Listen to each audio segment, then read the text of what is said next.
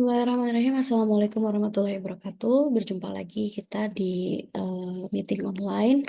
Di hari ini kita akan bicara atau membahas terkait dengan prinsip dari big data di era VUCA ya.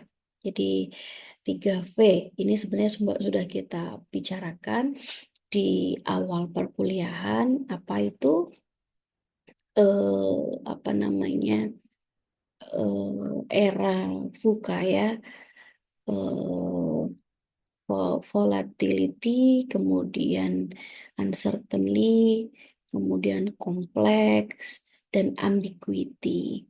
Dan kemudian bagaimana big data ini dengan karakteristiknya yang 3V itu sekarang ditambah 2 ya, jadi 5V. Kita bahas dulu satu persatu. Lagi-lagi big data itu adalah sebuah data yang sangat kompleks sehingga membutuhkan teknologi dan metode analisis khusus untuk mengolah dan memahaminya. Karakter utamanya adalah data dengan jumlah yang sangat besar secara volume, kemudian velocity, kecepatan pengumpulan data yang luar biasa, kemudian variety, beragam jenis datanya mulai dari A sampai Z, Varicity, validitas sebuah datanya, kemudian value, nilai yang bisa diekstrak dari data.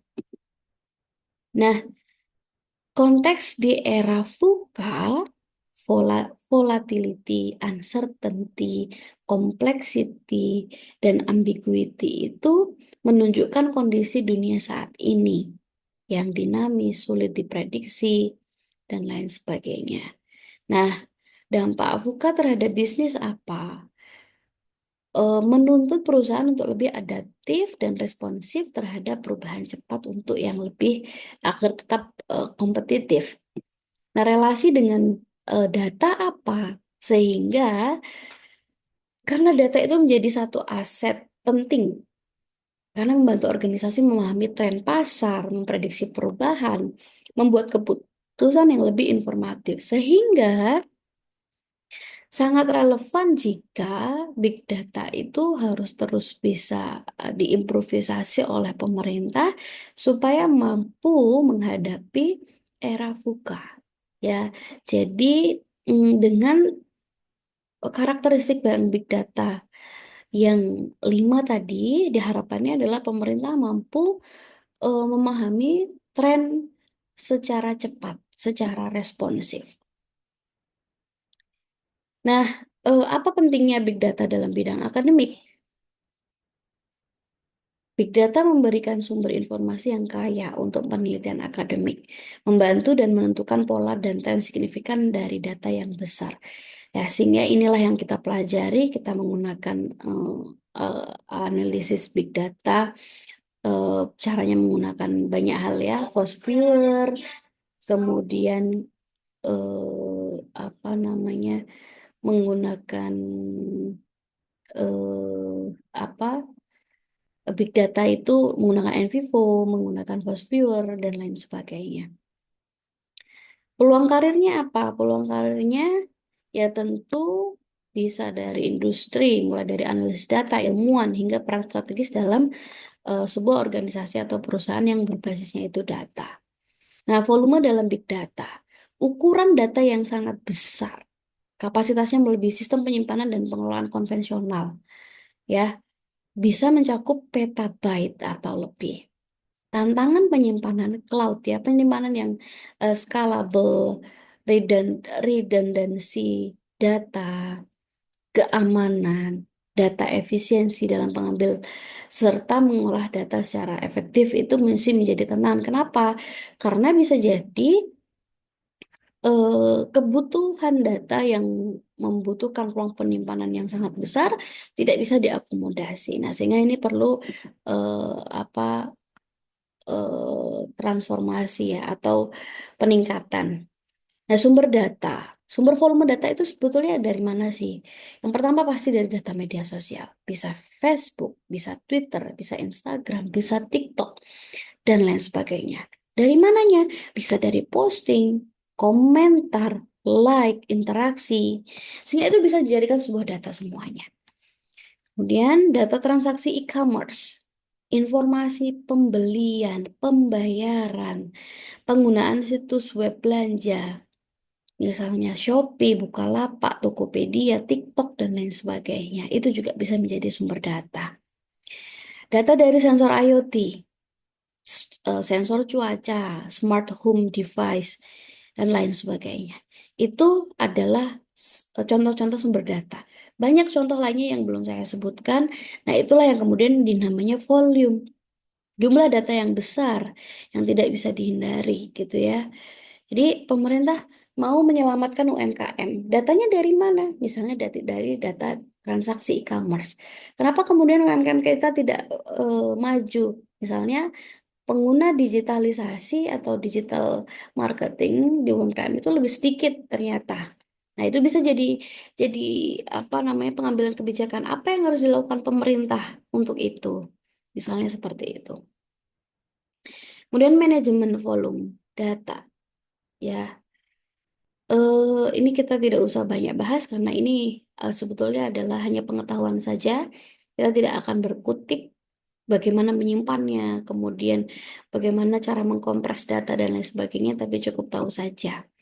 Nah, kaitannya dengan variability dalam big data. Variability itu apa? Perubahan atau fluktuasi data dalam sebuah big data yang dapat mempengaruhi hasil analisis. Sumbernya bisa dari waktu, tempat, cara data tersebut dikoleksi. Nah, tentu makanya kemudian kenapa ini bisa mempengaruhi hasil analisis? Karena beda tempat, beda cara, mesti akan beda hasil analisisnya. Penyebab variety atau variabilitas data itu apa?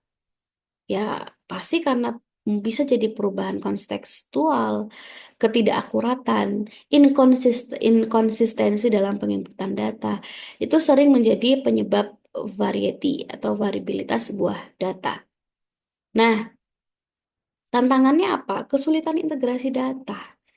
Jadi ketika data itu di crawling secara tidak tepat, maka ya kesulitan untuk mengintegrasikannya. Ini nyambungnya dengan mana? Ini bisa digunakan selaras nggak dengan data yang lain dan lain sebagainya. Kemudian memahami konteks data, karena data itu tidak akurat misalnya. Atau data itu salah ya, salah input. Kok bisa dokter kena apa dapat bansos misalnya. Nah, ini kemudian menjadi tantangan ya, memahami konteks data yang banyak yang harus diinterpretasikan dengan benar menjadi tantangan kita semua. Penyelenggaraan ketidakseragaman data. Ya, ini normal.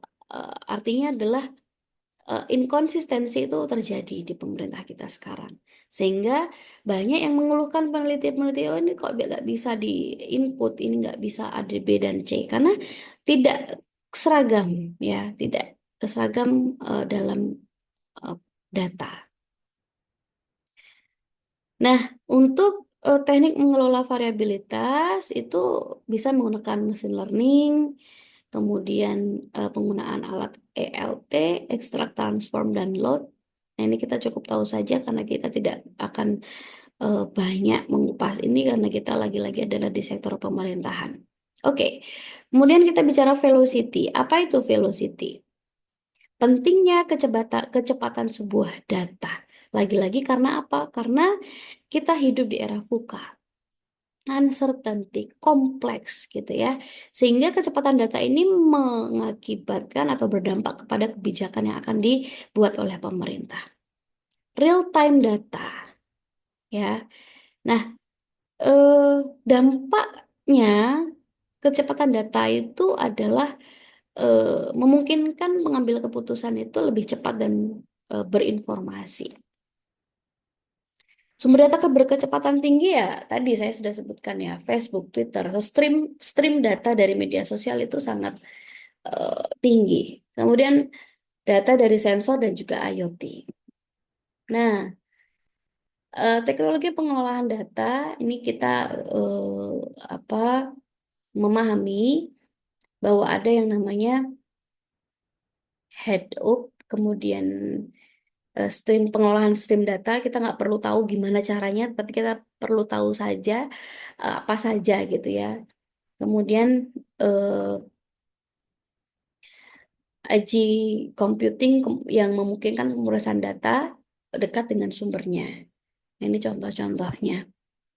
Nah, eh itu yang kita bisa pelajari dari apa 5V ya, 5V dan kemudian di era VUCA. Nanti lagi-lagi jika ada pembahasan atau pertanyaan, monggo kita bisa diskusikan di dalam kelas. Terima kasih, saya akhiri. Wassalamualaikum warahmatullahi wabarakatuh.